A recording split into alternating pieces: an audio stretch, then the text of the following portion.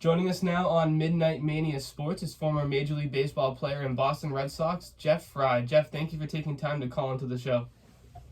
Oh, you're welcome. Thanks for having me.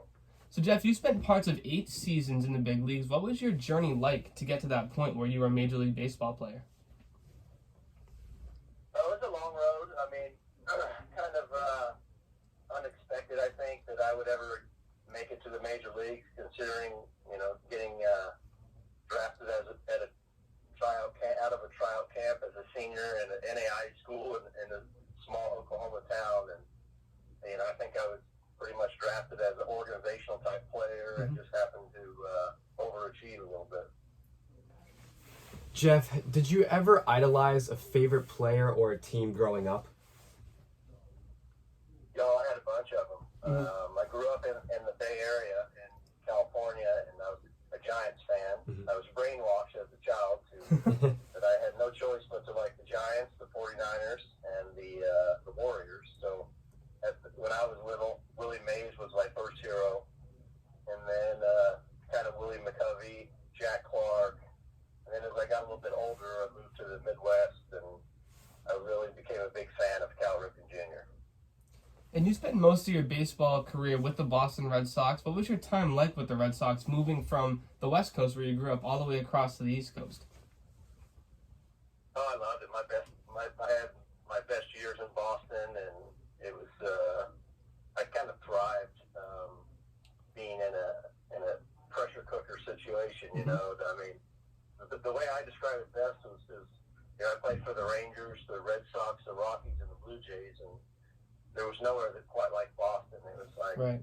The difference in when I played for the Rangers was we could be losing 10-1 on a Sunday afternoon, but if the Cowboys were winning, everybody was happy. in Boston, if we lost the ball game, I said half the people in the town were going to work pissed off the next day.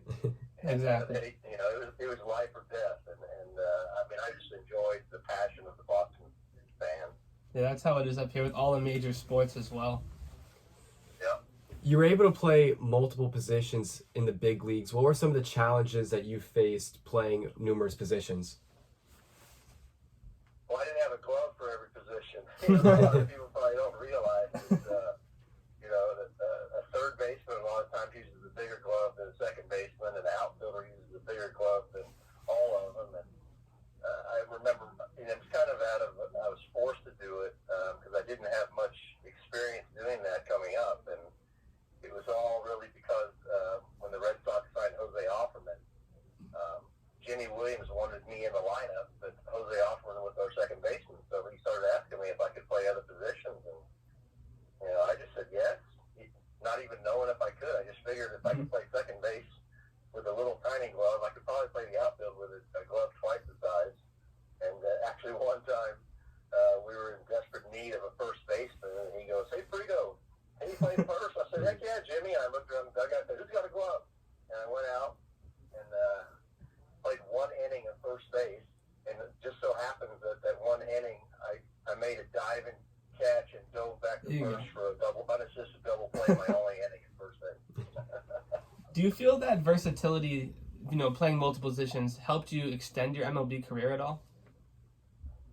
Yeah, I mean, it's, now, you look at today, they're looking for guys that can do that, so you're not just, basically you have to produce pretty big to play one position all the time.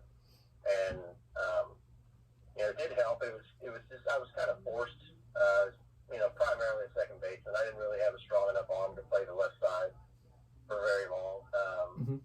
Or the outfield. I had an accurate arm, but not a strong arm. So, I was willing to do whatever I had to do to stay in the big leagues, and that's what it took. You became the second Blue Jays player to ever hit a cycle. So back when you accomplished that in 2001, what was that game like for you, and what were you thinking in the last at-bat completing the cycle? Man, it was crazy because I knew we were playing the Rangers, and I knew we were facing my old teammate and one of my best friends in baseball, Darren Oliver. And I went to the field not knowing if I was playing that day. We were out of the race, and they were letting the young guys play. So I showed up at the field and looked, and I was hitting ninth, and Darren Oliver was pitching. And I had to a lot of luck on my side that day. I hit a fly ball down the right field line, and Rick of the day let bounce over his head, and I got a triple. Then I hit a ball to right center, and he kind of came in and went over his head for a double. Then I hit a home run off Pat Mahomes, Yep. dad of, of Patrick Mahomes. And then come up my last at bat, and we were winning the game by I think 9 runs or 8 runs in like the 8th inning. And I went to our hitting coach, Cito Gast, and I was nervous. So I was like, man, what do I do if I hit one like down the line or in the gap or something?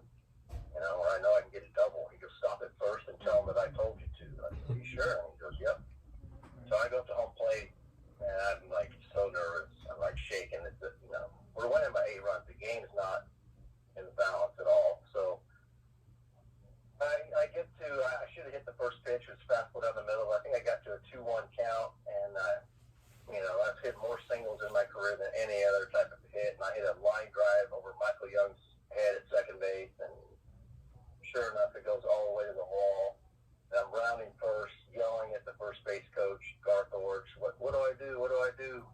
And he says, stay here, stay here. So I take a big turn and jog back to first, and I kind of felt bad about it because normally, I was the type of guy who's going to take the extra base, and It didn't matter what the game situation. But I was winning by 8 or 9 runs in the 8th inning. The game was pretty much over, and with my coaches, who I respected, telling me it was okay, I stopped at first, and lo and behold, I was the second guy to ever do it. I didn't know that at the time.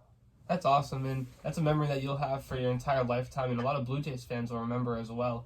And this offseason, transitioning into current day baseball, there's been a couple of changes made. One of those is the umpires are now mic'd up and they have to announce their review to the crowd.